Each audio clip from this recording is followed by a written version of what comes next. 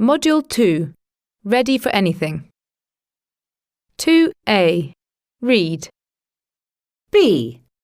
Read the text quickly. What do all the people mentioned in the text have in common? The things people will do. There are thousands of charities and non-profit organizations around the world that help those in need. Competition is fierce, and they have to think of imaginative ways to raise money.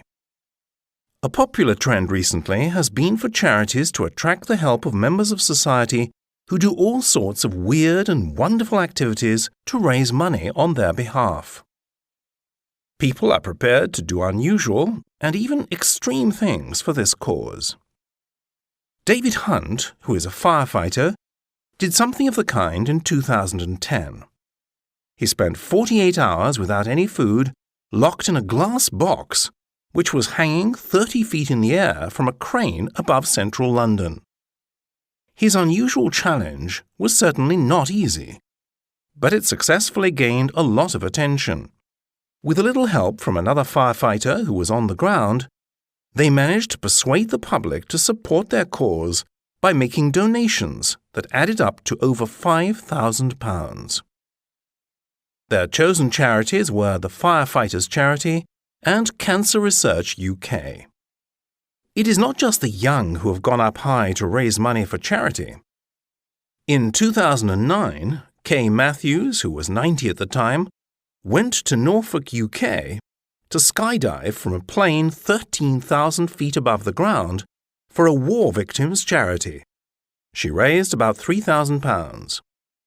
Few people are brave enough to go skydiving, let alone an elderly woman, but she loved every minute of it. Others prefer to stay firmly on the ground, but still no further away from danger, like Nicholas Sweff, a 67-year-old businessman who lives in Melbourne, Australia.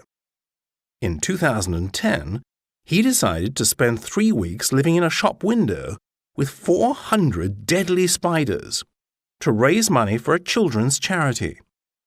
The real-life Spider-Man wasn't at all nervous as he slept among his 8-legged friends and survived the experience unharmed, raising $50,000.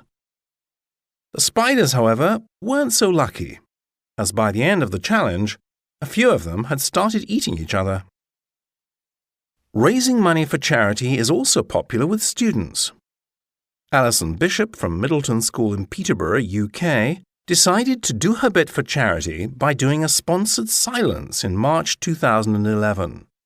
She spent a whole school day without saying a word.